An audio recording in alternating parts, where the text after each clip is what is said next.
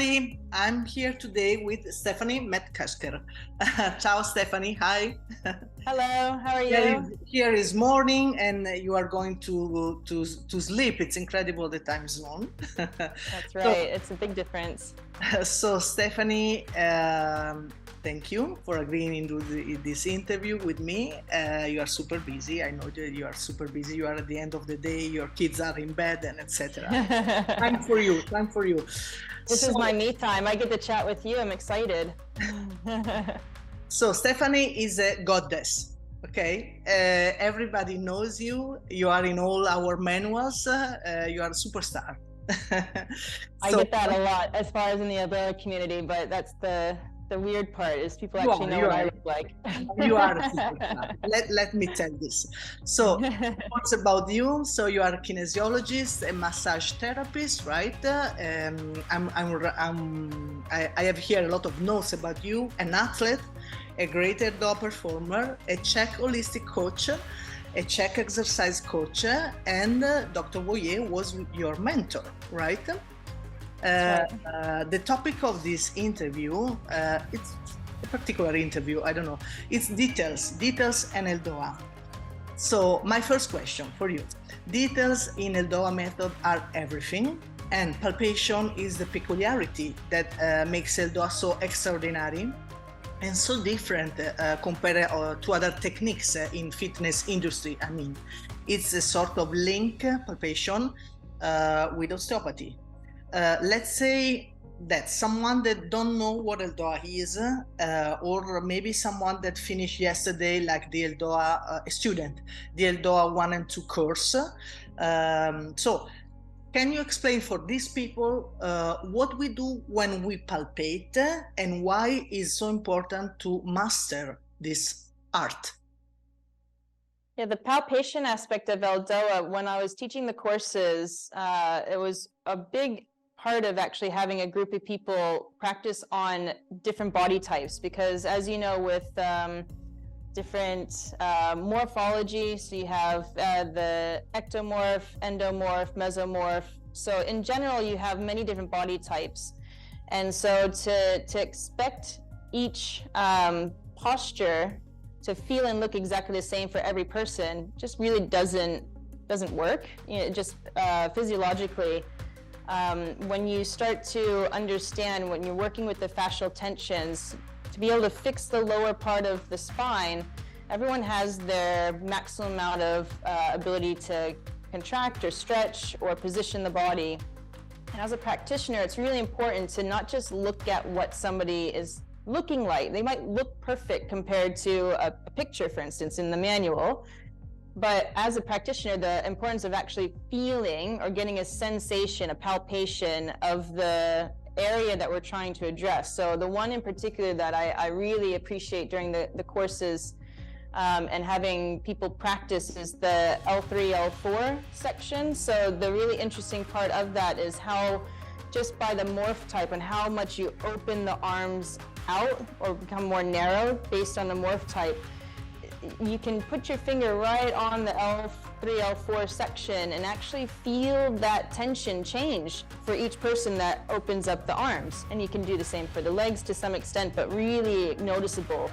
And so that palpation aspect, you know, is good for you as a practitioner to know that they're in the right position, but for the client and for the person that's practicing, the palpation brings that attention right away kinesthetically to the area that they're trying to address. And so anytime with the palpation aspect, you can work with your voice, you can work with the visual aspect for learning, but as soon as you start to put that palpation or that ability to actually touch or not touch, a lot of times in Eldoa, is that you work a lot more deeply with the kinesthetic awareness. And so that part of the palpation it is quite essential. I say a lot of times for my clients, the ones that I see sometimes with some of my scoliosis clients, especially who really do need that help to be able to create that alignment, is I have them practice with their partner, or they have their, you know, especially for kids, they have their parents there every single time that they practice. And I teach the parents a lot of times how to help, not just put them in the position, but then be able to touch the area that they're trying to address, or ask them to move their body away from the stimulus. And that learning process is what really separates Eldoa from, I know that, I did strength training a long time as a personal trainer, and I know there's a lot of practices out there that do very well with helping people with their fitness and their wellness, but there is an aspect of palpation that is missing sometimes with a lot of practices. And so the fact that with Eldoa, that's a big portion of the teaching process, it's not utilized nearly enough for people's learning abilities for their bodies and being able to correct, especially posture or the alignment of the spine. So it just goes a little bit more deeply with learning tools or teaching tools for these people coming out of these Eldoa courses. I just really hope that understanding that you can use a lot of tools in your tool belt as a teacher. Your voice is usually the first thing, or visual, but to be able to be quiet and actually work with the person without actually talking to them, and use your hands to help them learn where to go into the position. It's just, for a practitioner, it's just this another level of, to be honest, confidence a little bit on how to work with somebody. So anyway, it is hopefully a very important part that people walk away from and start to use once they finish a course. There is a big difference between palpation and using the hands. I mean, in Pilates, it's an hands-on method too, but we use our hands to guide, to correct and to guide, but palpation is different. It's something different. Yeah. Okay. Yeah. My second question for you, it's not really a question, it's more something that I'd like you to go in depth. So I was preparing this interview a few days ago, and I was thinking to the 100 details that we put together when we teach Eldoa, or we perform Eldoa, and I was searching for the most important. So I was thinking in my mind, and I said, the wrist, the fingers, the feet, the foot, the position, double chin, etc. And then I realized that there isn't one detail less important to the other. I mean, we must perform the axial extension, which is probably the most important, but I thought, yes, okay, but we also have to spread the finger, to really spread the fingers. So the sum of all these details plus the constant fascial tension, as you said, is Eldoa. This is Eldoa. So a sum of 100 details. Can you expand this?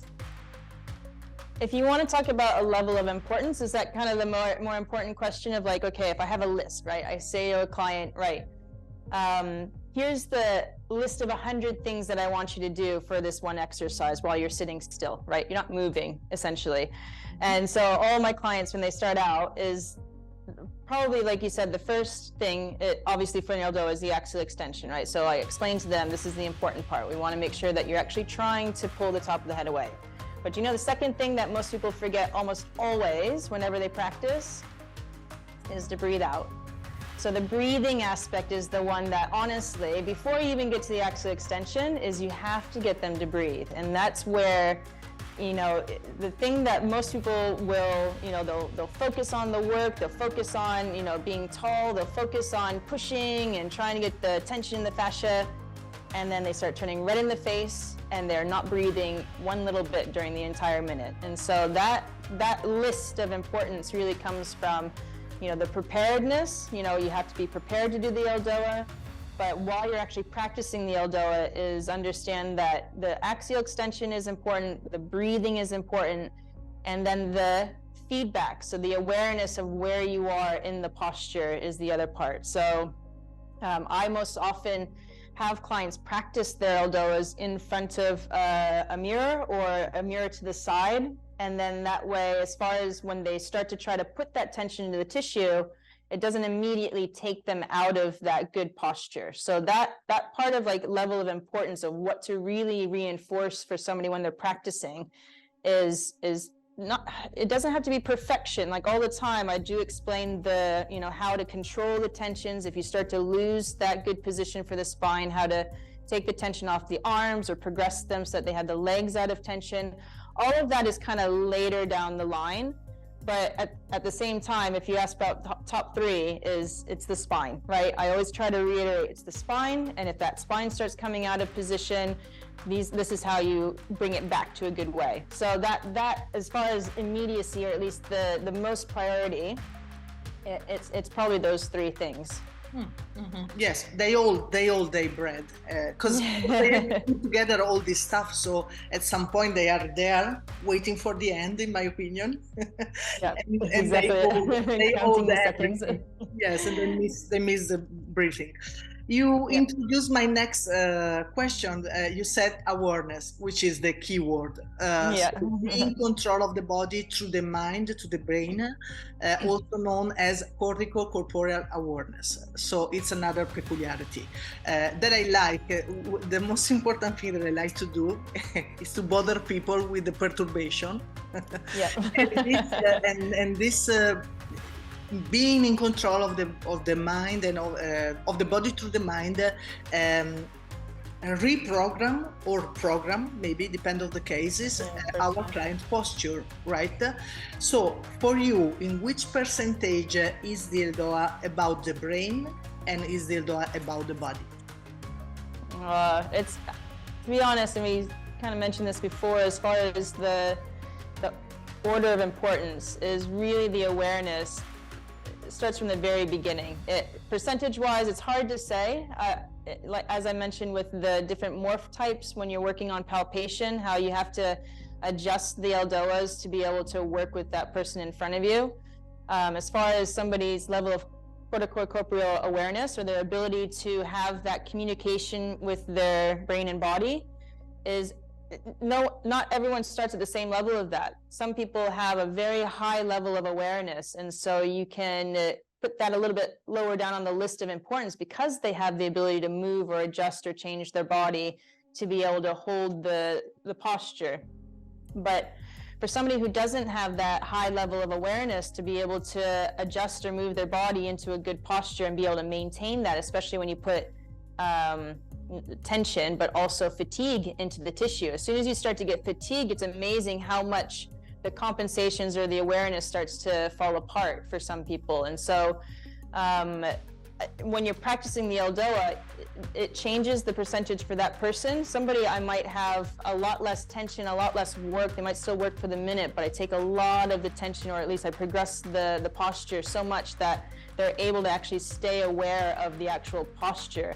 As I mentioned, working with a mirror, working with another person to be able to watch them, that might actually be perhaps 100% of their focus for when they first start working on the Eldoas, is the actual practicing the awareness. I give lots of exercises for, they have different levels of progression, but the transcendental reference is usually the most important and basic level to start. So having a wall and starting them there, and having that might be all that they do before they even start to practice a T6, T7 posture, for instance. So to say a certain percentage for every person is definitely not going to be the same, but I'd say as far as in practice, essentially it's, if I put a silly number, but it's 50-50, you know, as far as your physiology and your actual ability to control your body, and then the strength and the actual anatomy that you have and be able to get into position, it really does have to match, essentially. And for you personally? Because you're a great performer, so I know that when I'm in front of a great performer, I know how, and I like to challenge, even in Pilates, this kind of people, and I know that it's different for you. So what your personal percentage? I would say my level of awareness is quite high. I was fortunate to do gymnastics at a very young age, and I have to say it does reinforce a higher level of need for awareness of your body. What was actually interesting to me, I felt quite challenged. After my pregnancies, I had 2 children, and where my body had always been my own for a long time, and then coming out of that experience where, I did a lot of the photos for the Eldoa, so the Eldoa manuals, it was like if, Scott wanted me in one position, I just moved my leg and it was there. So as far as the challenge, awareness-wise, it was never really a problem for me. But then after the 2 pregnancies, I had 2 C-sections. I had a lot of, just rehab that I had to do from that experience. And all of a sudden, even though I had the good awareness, I just didn't have that connection that I used to have. And so that actually made it interesting for me. My level of awareness was still high, but my level of ability to get there was now a lot more challenged. So now I'd have to actually say I don't have nearly the level of ability to do the same postures as I had before. I'm still working towards it. And I was called out one time by Guy. I went to Australia for a course with him. For the longest time, he'd always use me as the guinea pig, because I was like, okay, he wants me to do something. I just get up in front of the class and he said, okay, move like this. And in the translations, at one point, he wanted to show the class how you could translate the spine at different levels of the spine. Mm-hmm. And so, okay, I could do lumbar spine. And he's like, okay, now watch. And he asked me to do translation of the thoracic spine. And I really struggled. I couldn't translate towards the right side. And it was really the first time. And he's like, hey, what's going on with you? Like, why can't you translate? And I'm just like, I am translating. He says, no, you're not even moving at all from the thoracic. And so after I'd had my 2 pregnancies, I found out I actually only had half of my reproductive organs so I only have my left side. I don't have my right side, and I only have 1 kidney. I only have 1 kidney on the left side.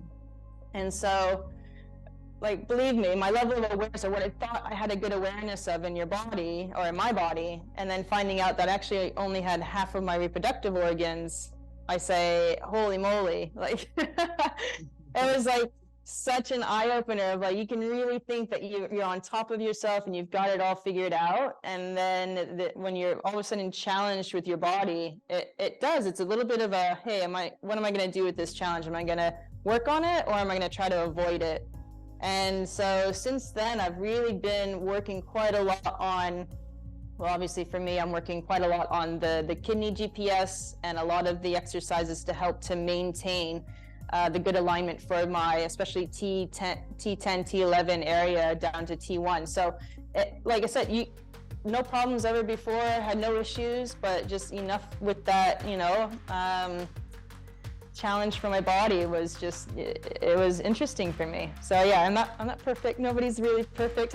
It's not... Yeah, almost.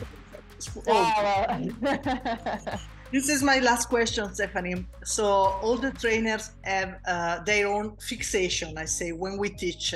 We look at the full body, of course, but our eyes always go there. And it's happened in Eldoa, it's happened to me when I teach Pilates too. Always there. Because for us, maybe that details is super important above all. So yeah. Where your eyes go? So in practice, especially for the Eldoa, the reason for to be honest, the importance of the eyes is that the connection with the dura mater. So there's some really good images you can get just to show that link of the dura mater with the actual sclera of the eye. And so because of that link, and where it goes all the way through the brain, all the way down through around the spinal cord and finishes on the sacrum, is that where you put your eyes is not just where you're going to lead your head. That is 100% a challenge for people when they're first trying to do the Eldoas, is that, to be able to recall or to remember, is that your eyes automatically want to go up, typically towards the left, to be able to actually remember something. And so when you start practicing the Eldoa, to be able to then control your eyes and keep the eyes down to keep the tension on the dura mater, which is important for that elongation and that tension for the spine, to be able to have the link with the deeper part of the fascia. Man, it's one of those things that takes a long time to really master. And so a good practice is, when you're doing the Eldoa, is just to keep sometimes a little sticker, or maybe, if you're practicing with a video, to have that in the right position for you, at least in the sitting posture. So it's in front, maybe about 4 feet in front, so you can have that gaze downward to at least keep that tension on. When you're lying on your back, obviously, now you're working on a little bit more of a challenge for the cervical spine, for the tension.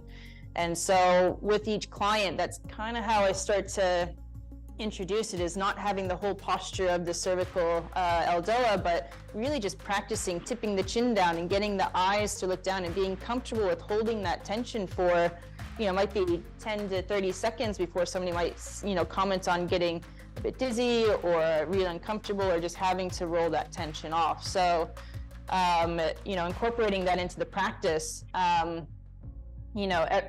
I'll ask somebody right away if they lay on their back, can you see your knees? And they might say, what knees? I can't see anything. When I'm lying on my back and my knees are bent, I can't actually see down that low. So that tells me, okay, we need a little bit of cueing. It's very important for the eyes to be down. If somebody has a little better mobility or better control, less tension on the tissue, again, you say list of priorities. If I don't have to repeat it 30 times during the one exercise, I don't have to worry about it, or that person is in a good way. But if it ends up being repeated more than 5 or 6 times during one exercise, hey, now all of a sudden my priority is not maybe the breathing. Maybe they're very good at breathing, but hey, the eyes, we have to really work on maintaining the eyes in a good tension. So that aspect of including the eyes in the Eldoa, because of that link with the Jura matter, is just fundamental for having a good practice each time that you work. Okay, Stephenie, we finish. Oh, very good. Well, that was so easy. Now you're going to sleep, and now I'm going to start to work here. So now you start your day. This is hopefully this was not too stressful for you, but thank you. I appreciate that you took the time to ask some really nice questions. And obviously, for people who are just starting out with the learning process for the courses, or for clients that are just starting out, it's challenging work, but it's really rewarding once you kind of get over that hump of learning it. That's the one thing I always tell my clients, is that it is very complex, but it's not complicated. You don't have to make it complicated. It's just a matter of practicing and getting better. Can you say if someone want to contact you, where they can catch you? Yeah, so I have a website called eldoamethod.com, and so you can contact me. It's steph@eldoamethod.com, and I do live in New Zealand, so do give me a little bit of time. If I don't respond to you right away, it's probably because it's the middle of the night, unless you're on this side of the world. But as far as being available for questions, or even just doing any training sessions, or even just informational sessions, I really do try to be available for helping and working with people. So perfect. Thank you. Thank you. And good good, Laura. And good night, Stephenie. Thank you very much. Enjoy the rest of your day. Ciao. Bye. Ciao.